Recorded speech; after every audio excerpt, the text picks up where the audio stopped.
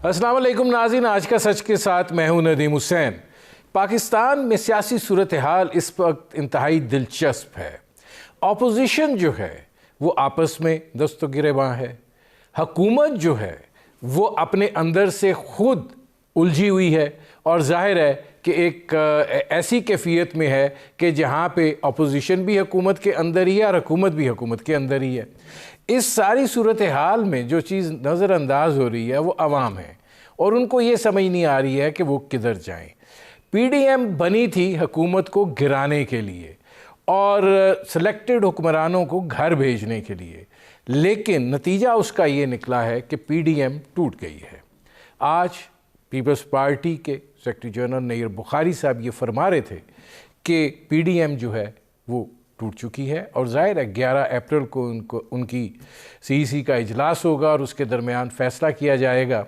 और वो फ़ैसला क्या होगा वो भी बज़ाहिर नज़र आ रहा है, क्योंकि आज पीपल्स पार्टी की जो फ़ैसला साज क़यादत है वो 4 सद्दा में गई। असफंदियार वली साहब जो अवामी नेशनल पार्टी के रहबर हैं उनसे उनकी मुलाकात हुई, सियासी मामलात जो हैं उस पर गुफ्तगू हुई, साथ चलने पर इत्तफ़ाक़ हुआ और दिखाई अब ये दे रहा है जो नईर बुखारी साहब की गुफ्तगू से भी इंदिया मिला वो ये था कि अब पाकिस्तान पीपल्स पार्टी, अवामी नेशनल पार्टी और दीगर प्रोग्रेसिव जमातों का एक इत्तेहाद बनने जा रहा है।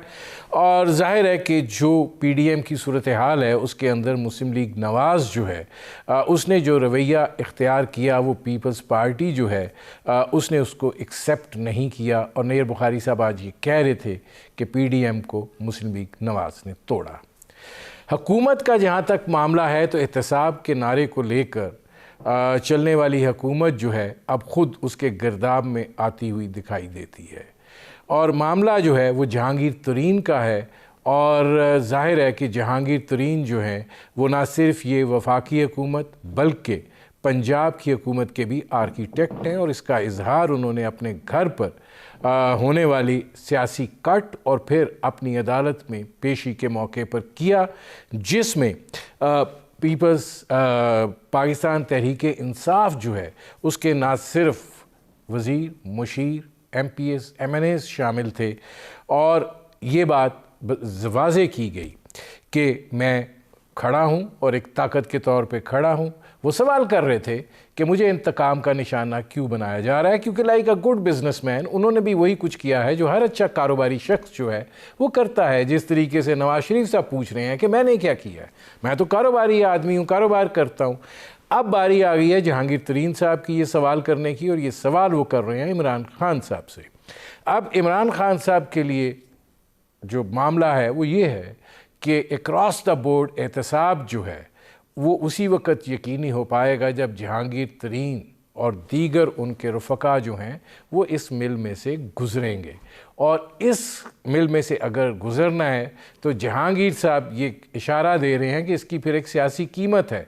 वो कानूनी तौर पे तो अदालतों में जा रहे हैं, लेकिन उन्होंने एक सियासी क़ुव्वत का भी जो है वो मुज़ाहरा करके दिखा दिया है और ज़ाहिर है कि पाकिस्तान तहरीक-ए-इंसाफ के अंदर उनकी एक बड़ी सपोर्ट जो है वो अपनी जगह के ऊपर मौजूद है। लिहाजा अब हुकूमत को जो है वो अपने अंदर से परेशानी का सामना है और पीछे रह गए अवाम, तो वो महंगाई के जो कढ़ाई है उसके अंदर वो बड़े बुरे तरीके से तले जा रहे हैं और जाहिर है कि उसके नीचे जो आंच है वो हल्की होके नहीं दे पा रही है। हुकूमत कुछ भी दावे कर ले, कुछ भी कह दे, कोई भी जवाब पेश कर दे, लेकिन ये बात कि इसके अंदर गवर्नेंस के भी इशू हैं, इसके अंदर नाअहली के मामलात भी हैं और ये महंगाई जो है ये तकलीफ़देह होती जा रही है। जो हुकूमत को इस वक्त उस तरफ से मुज़ाहिमत का सामना इस शिद्दत के साथ नहीं है, उसकी वजह सिर्फ एक है और वो बाहर से आने वाली तरसीलात ज़र हैं जिन्होंने इस सूरत हाल को किसी हद तक संभाला हुआ है। लेकिन बेरोज़गारी की रफ़्तार और महंगाई की रफ़्तार जो है वो शायद इसको भी एक्सीड कर जाए और फिर असल इम्तिहान हुकूमत के लिए एक और क्रिएट होने जा रहा है। ये वो मंजरनामा है जिस पर करेंगे बात। आपका अपने मेहमानों से तारुफ़ करवाते हैं। हमारे साथ मौजूद हैं फ़िरदौस शमीम नकवी साहब, पाकिस्तान तहरीक-ए-इंसाफ के रहनुमा हैं। हमारे साथ मौजूद हैं शैला रज़ा साहिबा, पाकिस्तान पीपल्स पार्टी की रहनुमा हैं और हमें थोड़ी देर में ज्वाइन करेंगे ग़ुलाम अहमद बलोर साहब, अवामी नेशनल पार्टी के रहनुमा हैं। फिरदौस शमीम नकवी साहब, ज़रा अपोजिशन की सियासत को तो छोड़िए, ये फरमाइए कि जहांगीर तरीन साहब ने आपको ये एहसास दिला दिया है कि कारोबारी शख्स पे जब हाथ डाला जाता है तो फिर वो क्या कहता है? वो ये कहता है मैं तो कारोबार कर रहा था, आपके कानून में जो लूप होल्स हैं वो उसका हर बंदा फ़ायदा उठाता है, उन्होंने भी उठाया है। अब उन्होंने एक सियासी कुव्वत का मुजाहिरा किया है और अब आपको ये बावर कराया है आला क़यादत को कि जनाब ज़रा मेरे साथ दोस्ती ही रखें, मुझे दुश्मनी की तरफ ना ले जाएं। देखिए नदीम साहब, पहली चीज़ तो ये है कि हर पार्टी की तारीख में कुछ ना कुछ वाटरशेड मोमेंट्स आते हैं। ये अक्रॉस द बोर्ड अकाउंटेबिलिटी का मसला है, ये no one being above the law का मसला है। और जब हम एहतसाब के अमल की बात करते हैं तो एहतसाब सबके लिए है, एहतसाब सिर्फ अपोजिशन के लिए नहीं। और मैं तो वैसे भी समझता हूँ कि सबसे पहले एहतसाब इंसान को अपना खुद करना चाहिए, इससे पहले कि वो दूसरों का एहतसाब करे। और जहांगीर तरीन साहब एक नहायत इंटेलिजेंट बिजनेसमैन है, और एक इंटेलिजेंट बिजनेसमैन होने के तहत ही नोज इट बेटर दैट आदमी लॉ की किस साइड पे रहना चाहिए। अगर आप फॉर ग्रीड पर्पसेस लॉ की लेफ्ट पे चले जाते हैं तो आप अपने आप को एक्सपोज करते हैं। और मैं समझता हूं कि जहांगीर तरीन साहब इतने इंटेलिजेंट बिजनेसमैन हैं कि उन्होंने अपने आप को एक्सपोज नहीं किया होगा। मैं इस बात का भी है कि विक्टिमाइजेशन नहीं होनी चाहिए, लेकिन ये कि छानबीन नहीं होनी चाहिए, तहकीक नहीं होनी चाहिए। और अगर इदारे समझते हैं कि उन्होंने कोई गलत काम किया गया है तो उनके खिलाफ मुकदमा नहीं कायम होना चाहिए। ये सब नाजायज़ बातें हैं, ज्यादती किसी के साथ भी नहीं होनी चाहिए। ठीक है, मैं आता हूँ फिरदौस साहब। अच्छा, शैला रज़ा साहबा, ये फरमाइएगा कि चूँकि जहांगीर तरीन की बात हो रही है, आपका भी एक ट्वीट जो है उसने बड़ी शोहरत पाई और फिर वो डिलीट हो गया, क्या हुआ उसका? अच्छा, सबसे पहले तो फिरदौस शमीम नकवी साहब भी यहाँ मौजूद हैं, मेरा सलाम हो उनको। और बलोच साहब जब ज्वाइन करेंगे, जब मैंने ट्वीट किया था और मैंने अगले दिन फिर उस ट्वीट को किया और उसके साथ और भी बातें लिखी। और मैंने ट्वीट किया था चैनल पे खबर देखकर, उसमें मैंने अपना तबसरा लिखा कि ख्याल है कि मिलेंगे और वाकई अगर ऐसा हो गया तो क्या होगा। मतलब तबसरा करना तो मेरा राइट है ना। हमला आवर सब ऐसे हुए जैसे मैंने ब्रेक किए ये खबर। भाई चैनल पे चली थी, बहुत सारे जर्नलिस्ट ने भी लिखी, तो मैंने कहा आज इन्हें बोलने दो। और मैं उस वक्त अपने किसी चैनल पे नहीं आई, मैंने कहा ये हल्कान होने दो, हल्कान होने दो। मेरा तबसरा था, तबसरा करने का मेरा हक़ है और मैंने वो किया। लेकिन शैला रज़ा साहब, तबसरा करने की बुनियाद होती है, क्या आप ये समझती थी कि जहांगीर तरीन साहब जो हैं वो पीपल्स पार्टी की तरफ लेयर इन हो सकते हैं? अब ये तो चैनल की खबर थी, उसमें मैंने तबसरा किया। जहाँ तक मैं ये समझती हूँ कि जहांगीर तरीन अब पीटीआई में मुश्किल है कि वो रहें। जिस तरह से वो अपने ब्लॉक को लेके खड़े हुए हैं, उससे तो मुझे ये अंदाज़ा होता है कि वो पीटीआई में अब नहीं रहेंगे। जहाँ तक बात है पीपल्स पार्टी की, तो अभी इसमें वक्त पड़ा है कि उनके साथी जो हैं वो क्या डिसाइड करते हैं। वो तो ख़ुद कोर्ट से नाअहल हो गए हैं। फिरदौस साहब, आपको खदशात हैं? अगर देखिए, अगर जहांगीर तरीन साहब जो हैं वो आप wrong side of the law ना कहें, आप कहें कि wrong side of the government खड़े हो जाते हैं, तो फिर तो वफाक और पंजाब दोनों लरज रहे हैं। मैं ये समझता हूं कि देखिए, आप लोग शायद उनको इतने अच्छे तरीके से नहीं जानते जितने अच्छे तरीके से मैं जानता हूं। एज ए बिजनेसमैन भी जानता हूं और एज ए सियासतदान भी जानता हूं, दोनों काम मैंने उनके साथ किए। मैं ये समझता हूं कि जहांगीर तरीन साहब इतने समझदार आदमी हैं कि उन्हें नविस्ता दीवार लिखा हुआ सब कुछ सामने नजर आ रहा। उनको नजर आया कि एक साहब जो भाग गए हैं लंदन, वो वापस नहीं आएंगे। अगर उन्हें आना होता तो जरदारी साहब ने जो चैलेंज किया था, वो कहते कि मैं आ रहा हूं, तुम इस्तीफे दो। वो उन्होंने चैलेंज नहीं कबूल किया, उन्होंने आना नहीं। उस पार्टी का ब्रांड असल में नवाज शरीफ है। बाकी सब ब्रांड है, ब्रांड जो है वो नवाज शरीफ है। अगर ब्रांड को हटा दे और बैंड बजता रहे तो कहीं भी उस ब्रांड की बिक्री नहीं होती। बैंड आप चाहे कितना ही बजा ले, ठीक है, बैंड बाजे से कोई फर्क नहीं पड़ता। ब्रांड के लिए ब्रांड लीडर होना जरूरी है, वो गायब हो गए। पंजाब के अंदर पाकिस्तान पीपल्स पार्टी की जीरो ट्रैक्शन है, और इस वक्त वहां जितनी उनकी सीटें हैं अगले इलेक्शन में उनकी कोई खास ट्रैक्शन नजर नहीं आ रही। जहांगीर तरीन साहब को क्यों ऐसे मौके के ऊपर पाकिस्तान तहरीक इंसाफ की रॉन्ग साइड पे जाएंगे? वो पाकिस्तान तहरीक इंसाफ में रह के ही इंसाफ मांगेंगे, और वो जो उनके पार्टी में देखें फिरदौस साहब, इंसाफ तो फिर ये होगा, वो ये चाह रहे हैं कि जो कुछ आप कर रहे हैं वो आप खत्म करें। असल मसला तो उनका अपनी स्ट्रेंथ दिखाने का ये है कि आप जो कुछ उनके खिलाफ कर रहे हैं उसको आप खत्म करें, तो ठीक है, मामला ठीक हो जाएंगे, तो फिर सबके साथ करें। अगर वो नहीं, देखिए वो नहीं होगा। हमने सबने ये एग्री किया, एहतसाब अक्रॉस द बोर्ड, ये बात जरूर हो सकती है उनके साथ। यानी आप फिरदौस साहब ये कह रहे हैं कि जहांगीर तरीन के खिलाफ कार्रवाई जारी रहेगी और इसी तरीके से जारी रहेगी?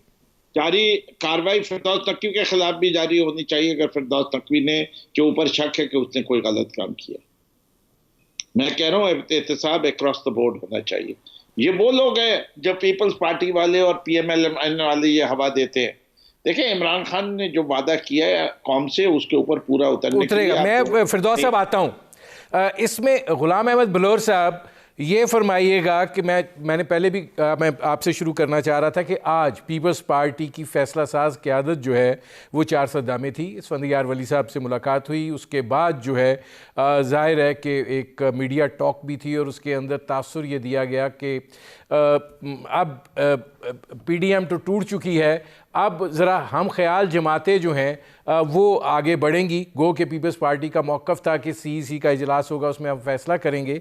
लेकिन आपको क्या दिखाई दे रहा है कि अब Awami National Party, Pakistan Peoples Party और दीगर इस तरह की जो जमातें हैं उनका एक नया इत्तेहाद आउटसाइड PDM होने जा रहा है? मुझे तो भी कोई समझ नहीं आ रही। तो इसमें भी जब हमने ये तो हमने इतिहास किया था कि हमें नोटिस किया दिया गया, नोटिस के ऊपर नाराजगी थी। उस पर भी हमारी पार्टी के अंदर जो लोग कमेटी में बैठे थे उसमें अक्सर लोगों का इख्तिलाफ आया था कि हमें इस्तीफा नहीं देना चाहिए, निकलना नहीं चाहिए। लेकिन फिर उन लोगों ने प्रिवेल किया जो कहते थे कि क्योंकि हमारी बेइज्जती है कि हमें नोटिस क्यों दिया गया, हमें बुलाकर इस ऐसा हमारे जो सरबराहों का इजलास है वहाँ बुला के हमारे साथ बात की जाती तो ज्यादा अच्छा था। ये उन्होंने हमारी बेइज्जती की है इस वजह। आपने आगे इसके क्या होता है, अभी तो हमारी पार्टी ने ऐसा कोई फैसला नहीं किया। लेकिन आज मैंने सुना है कि हमारे पीपल पार्टी के कुछ दोस्त हैं अपने संजाब अली खान को मिलने के लिए, लेकिन संजाब अली खान तो बीमार है, वो तो किससे मिलते भी नहीं, पता नहीं कौन मिला है कौन नहीं मिला, उनसे मिले या नहीं मिले मुझे तो अभी तक ये पता नहीं। इसमें जो गुलाम अहमद बलोर साहब आप बात कर रहे हैं, क्या आप समझते हैं कि अवामी नेशनल पार्टी और पीपल्स पार्टी समेत PDM जो है वो कायम रह सकता है? मैं तो सोचता है ये पार्टी PDM में रह सकती है, लेकिन अगर ये है कि वो जल्दी ना करते पीपल पार्टी अपने PDM वाले, उनको नहीं चाहिए था कि ये नोटिस वोटिस देते पार्टियों को। वो ये कि उनको सरकारों का इजलास उसमें बुला के बात हो जाती, कल कोई गलती हमने की है कोई गलती उन्होंने की होगी, उससे बात होती, बात खत्म हो जाए। लेकिन नोटिस देकर पार्टियों की बेइज्जती की है ना, हम तो अब बेइज्जती समझते पता नहीं पीपल पार्टी अब क्या फैसला करे, उन्होंने कभी फैसला नहीं किया। हमने ये फैसला किया कि हम मजीद बेइज्जती बर्दाश्त नहीं करेंगे, ये बात थी। वो तो मसला इतना अभी ऐसा कोई बात नहीं कि हम कोई नया इत्तेहाद बनाएंगे, और नया इत्तेहाद किसके लिए बनेगा, क्यों बनेगा, किस लिए बनेगा, ये तो बाद में सोचा जाएगा जब लोग बैठेंगे कि ये कोई इत्तेहाद बनाना चाहिए कि नहीं बनाना चाहिए। हमारे तो यही था कि हम तो अकेले हो जाएंगे, लेकिन ये इत्तेहाद की जब बात बनेगी तो उसके लिए तो पार्टी बैठ के सोचेगी कि हमें किसके साथ इत्तेहाद बनाना है, किसके साथ नहीं बनाना है। हमारी गुफ्तगू जारी है, एक मुख्तसर से कमर्शियल ब्रेक का वक्त हुआ है, मिलते हैं इस वक्त से।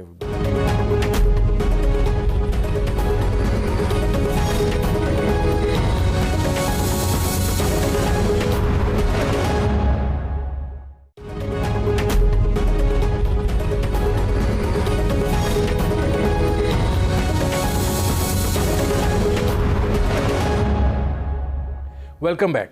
अच्छा शैला रज़ा साहब, आपसे दो एक सवाल हैं।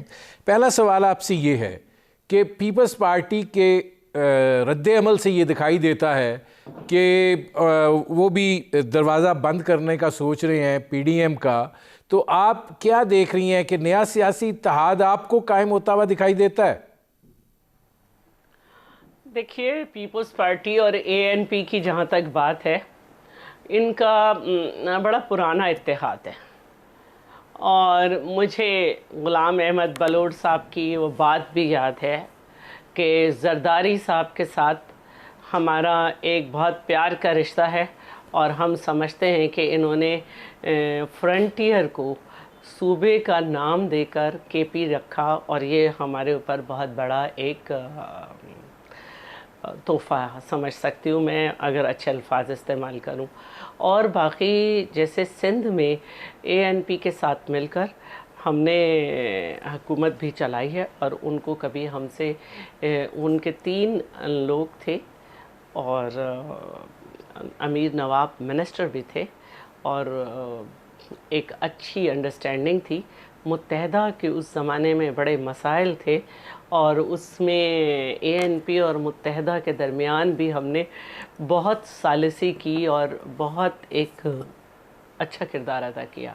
अब जहाँ तक बात है पीडीएम की, तो पीडीएम रहे या न रहे, लेकिन जो आपने इंट्रो दिया उसका एक जवाब मुझे ये देना है कि ऑपोजिशन ने अपना किरदार अदा करना है और कर रही है।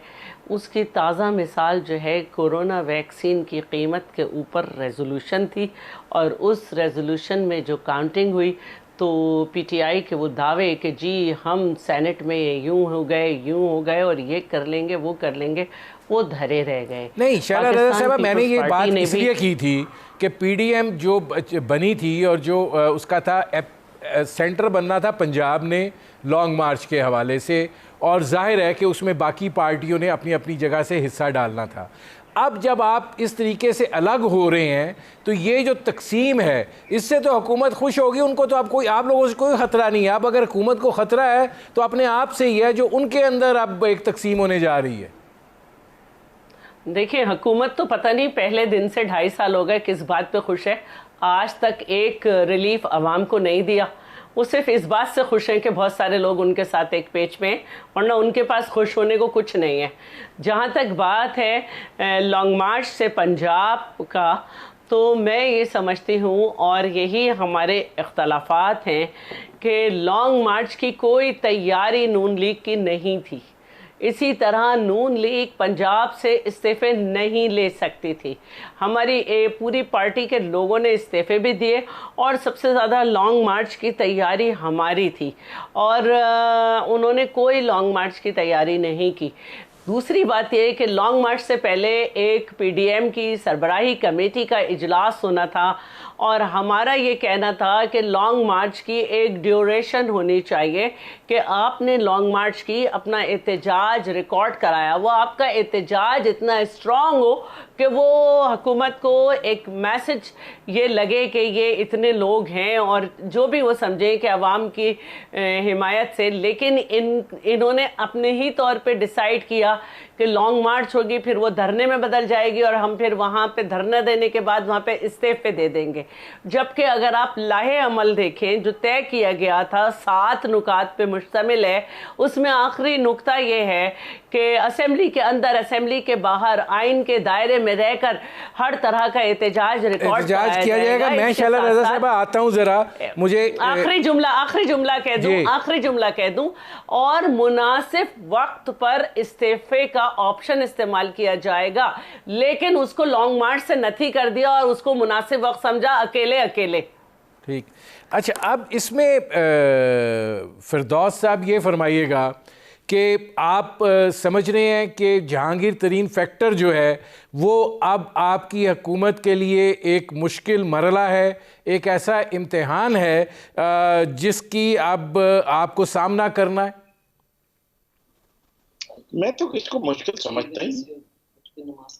इसमें मुश्किल क्या है? आप किस मुश्किल के असूलों पर चलना मुश्किल काम है, फिर आपने हुकूमत बनाई किस लिए? आपने रूल ऑफ लॉ ही तो कायम करने के लिए हुकूमत बनाई है।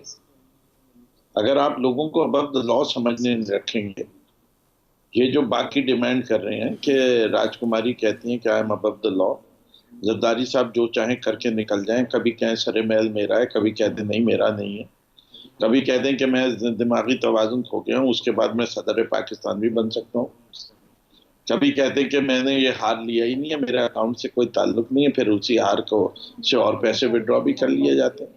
कटेक्ना की कंपनी को सजा हो जाए सबरीन के केस के अंदर, फ्रांस के आला हकाम को सजा हो जाए, लेकिन पाकिस्तान में किसी हकाम को कोई तो सजा ना हो। ये दोहरा मेयार क्यों? नहीं, देखिए फिरदौस साहब, दोहरा मेयार तो आपके यहाँ भी है ना। आमिर कियानी से लेके बाबर तक सारी चीज़ें जो हैं वो सबको नोन है, लेकिन कोई तहकीकात नहीं है, कोई वो नहीं है जहाँ पर एक ग्रुप को जो है वो साइड लाइन लगाना है और उसके मुखालिफ जो हैं वो आपके प्राइम मिनिस्टर हाउस में मौजूद हैं, तो एहतसाब को आप अक्रॉस द बोर्ड का नाम दे दें, जो मर्जी कह लें। मुझे अभी भी आपका नदीमा इस बात की समझ में आई कि देखिए, अगर उमनी ग्रुप का एहतसाब हो सकता है, अगर जरदारी साहब की शुगर मिलों का एहतसाब हो सकता है, हमजा शहबाज की हो सकता है, शरीफ ग्रुप की हो सकता है, तो JDW ग्रुप की भी शुगर मिल्स के बारे में होना चाहिए। नहीं, गुजारिश यही है, फिर आमिर कियानी का भी होना चाहिए, फिर बाबर साहब का भी होना चाहिए, फिर बाकी लोगों का भी होना चाहिए। कंपटीशन कमीशन, SCCP, FBR जिस शुगर मिल की स्क्रूटनी करना चाहे करे। मुझे ज़ाती तौर पे इस बात का यकीन है कि the most intelligent of these people is Jahangir Tareen, and मैं समझता हूँ he is the most law abiding too. इससे कि उन्हीं ने जो एक दफ़ा SCCP के मामले में फंस चुके हैं, उसके बाद मैं नहीं समझता कि उनको क्या ना माली तौर पे ज़रूरत थी, ना असूली तौर पे जो उनके when he was strapped on his hands, नहीं। अगर इसमें देखें, जमानत उसकी 10 अप्रैल तक है, FIA अगर उनको पकड़ लेती है, उनको और उनके साहबजादे को, तो फिर क्या आपका क्या ख्याल है, वो तहरीक इंसाफ में रहने का उनके पास जवाज़ होगा? जी बिल्कुल होगा। इसके बात ये है कि अगर आदमी तहरीक इंसाफ ज्वाइन करता है और उस पार्टी का प्लेटफॉर्म एहतसाब है, तो ये तो नहीं कह सकते एहतसाब तो ठीक है, लेकिन जहांगीर तरीन आपसे सवाल करेगा ना कि बाकी लोगों को भी तो मेरे साथ लाओ ना, उनको क्यों छोड़ दिया? बारी बारी ये तो नहीं है लाइन में जिसकी बारी आ गई, जिसका केस तैयार हो गया, ये तो नहीं मुमकिन हो सकता कि ये कोई एक्सक्यूज दे सके कि जी चूंकि आपने 99 लोगों का एहतसाब नहीं किया तो मेरा क्यों हो रहा है। भाई कहीं से ठीक है, मैं आता हूँ फिरदौस साहब।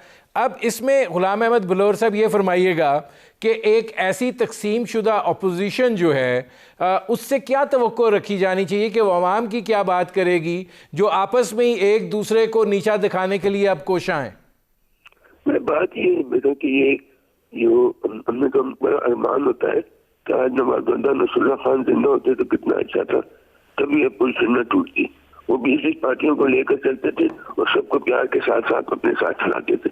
अब तो ऐसा हुआ कि जैसे खुदा अपना वो इसका है ना कि अपना कोई शेर अपने मजे का कि कोई कारवां से टूटा कोई बदगुमा हरम से कि मेरे कारवां में नहीं खुश खूबे दिन नवाजी। तो अब ये है कि अभी अगर ये प्यार से बात करती है, प्यार से इसका मसला होता तो ये कभी ना टूटा, को तार नहीं तोड़ना चाहिए था। और मैं आगे कहता हूँ कि वो तार को नहीं टूटना चाहिए था, लेकिन कुछ इस तरह से उन्होंने डील किया कि वो तार को उन्होंने तोड़वा दिया। अब ये है कि बाकी वो आप बात कर रहे थे नाज़रीन तरीन की, तो मैं एक बात पूछता कि आप सबका एहतसाब होगा, लेकिन क्या जो केस है वो फंडिंग का केस जो है इलेक्शन कमीशन के पास 2.5 साल से, उसका भी कोई बात बनेगी कि नहीं बनेगी, या वो वैसे ही दफन हो जाएगा? अगर एहतसाब है तो पहले उसका भी एहतसाब किया जाए ना, जो फंडिंग केस का मसला है इलेक्शन का, उसमें तो आप जाते नहीं, 2.5 साल से वो बुलाते हैं, आप जाते नहीं, बात नहीं, उसका पहले एहतसाब पहले। बाकी अपना तरीन जो सब है कहीं वो कहीं बाहर नहीं जा रहे, भाग नहीं रहे, और लोग नहीं भाग रहे, सब यही है। पहले फंडिंग केस का एहतसाब हो जाए, उसके बाद फिर सारे एहतसाब कर दें, मैं तो ये राय। अच्छा, अब शैला रजा साहबा ये फरमाइएगा कि ये जो तासुर है कि पाकिस्तान पीपल्स पार्टी ने जो सियासी फैसले किए हैं उसके पसे पुष्ट कुछ अवामिल थे, और उनको उसके बदले में जो है कुछ सहूलत मिल सकती है, ये तासुर क्यों पैदा हो रहा है? क्या ये तासुर जो है ये मुस्लिम लीग नवाज़ की तरफ से है या क्या है? मैं ये समझती हूँ कि ये तासुर पैदा करने की कोशिश की जा रही है। आसिफ जरदारी साहब ने कभी नहीं कहा कि उन्हें मुल्क से बाहर जाके इलाज कराना है। फरियाल साहिबा ने कभी नहीं कहा कि उन्हें मुल्क से बाहर जाके इलाज कराना है। जब गिरफ़्तार हुए तो अपना पासपोर्ट सबमिट कर दिया कि जी आप ये पकड़िए। इसके साथ साथ आपने देखा होगा कि फरियाल साहिबा बीमार हैं, मैंने उनके साथ उम्रा किया है। जरदारी साहब के लिए तो शेख रशीद साहब ने कहा कि नवाज़ शरीफ से ज़्यादा बीमार है। फरियाल साहिबा को किस तरह से 6 महीने जेल में भी रखा, फिर उसके बाद चांद रात को जबकि नहीं शैला रज़ा साहब, वो तो सख्ती का ज़माना था, जैसे ही आपके रवैये में तब्दीली आई सहूलत तो आनी शुरू हो गई। या तो आप ये कहें कि इदारे इनके कहने पे चल रहे हैं कि इनको ये अदा पसंद आई है कि हमने उस शख्स को सपोर्ट नहीं किया जो बेनज़ीर के कातिलों को सपोर्ट कर रहा है। इनको ये अदा अगर पसंद आई है और इदारे इतने बेबस हैं कि इस अदा पे ये जो हैं हमारे केसेस ढीले करा देंगे, तो मैं समझती हूँ कि ये इदारों के साथ इंसाफ नहीं होगा। दूसरी बात जो है, यहाँ पर ये बात अभी इन्होंने की कि तहरीक इंसाफ असूल की बात करती है, तो फिर ये खान साहब ही की तो कहना था कि आज़ाद उम्मीदवार आज़ाद इसलिए होते हैं कि वो अपनी कीमत लगवाएं और फिर अपनी मर्ज़ी से करें। तो जहांगीर तरीन साहब के ज़रिए वो आज़ाद जब आए तो उसूल कहाँ थे? फिर जब जहांगीर तरीन नाहल हो गए तो बहुत सारी अहम कमेटीज़ में बैठे वो। एक हमारी सिंध की MP हैं, उन्होंने कहा ठीक है जो उन्होंने किया वो हो गया, तो फिर उनसे 1 घंटे के अंदर ही अंदर जो है वो सॉरी कराई गई मीडिया पे। फिर जब अभी इन्होंने वोट ऑफ कॉन्फिडेंस लिया तो उसमें भी शेख रशीद साहब ने कहा कि 13 लोग तो पैसे ले चुके थे और हमें मालूम है उनके नाम क्या है। तो उसूल के मामलात इतने अच्छे नहीं हैं, ऐसे नहीं कहना चाहिए। दूसरी बात ये है शैला रज़ा साहब, मेरे प्रोग्राम का वक्त ख़त्म हो रहा है। बहुत शुक्रिया फिरदौस शमीम नकवी साहब, बहुत शुक्रिया गुलाम अहमद बलोच साहब, बहुत शुक्रिया शैला रज़ा साहबा। नाज़रीन, आपने हमारे पैनल के शुरा की गुफ्तगू सुनी। अब तक के लिए इतना ही, इजाज़त दीजिए। अल्लाह हाफ़िज़।